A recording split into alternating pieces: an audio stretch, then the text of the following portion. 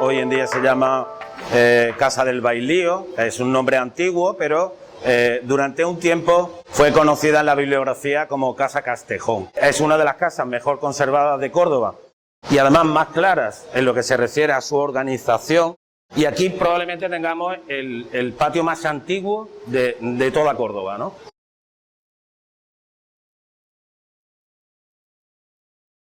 En el año 2006 procedimos a hacer la intervención arqueológica que dio lugar a esta puesta en valor.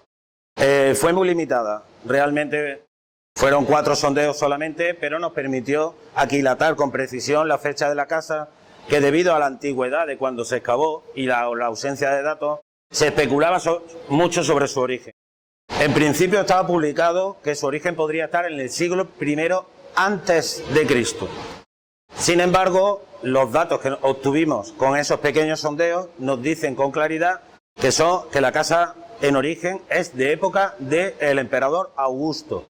Es la transición del siglo I antes al I después. Con posterioridad a la casa, y dado que tiene 3 siglos, las cuales se mantiene, se producen una serie de reformas, una importante en el segundo, que lo que hace es enriquecerla en lo que se refiere a su vistosidad cromática, en lo que se refiere a los pavimentos, que se disponen algunos ya de mosaico y algunos mármoles en zonas como la parte posterior del patio y también un pequeño plinto con mosaico. Igualmente las pinturas pertenecen en su mayor parte a esa segunda fase.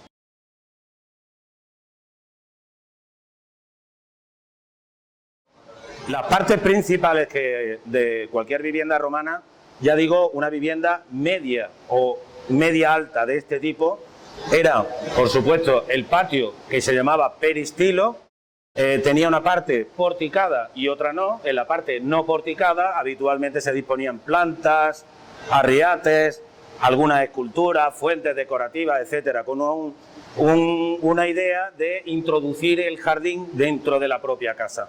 Alrededor de ella, de ese patio principal o de ese peristilo, se disponían las habitaciones.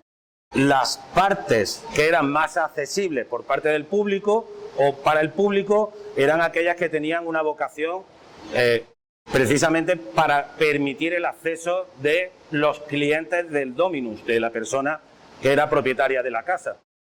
Estamos hablando del triclinio, zona donde se disponían unos sofás, unos colchones donde la gente comía recostada. En otro caso también probablemente nos encontremos ahora mismo en lo que se llama el tablinum. El tablinum era como el despacho donde se recibían a los diferentes clientes del señor de la casa. Y por otro lado estaban en otro extremo aquellas habitaciones que se llamaban cubícula, en singular cubiculum, que eran los dormitorios. Por supuesto estarían las cocinas, despensas, etcétera, etcétera.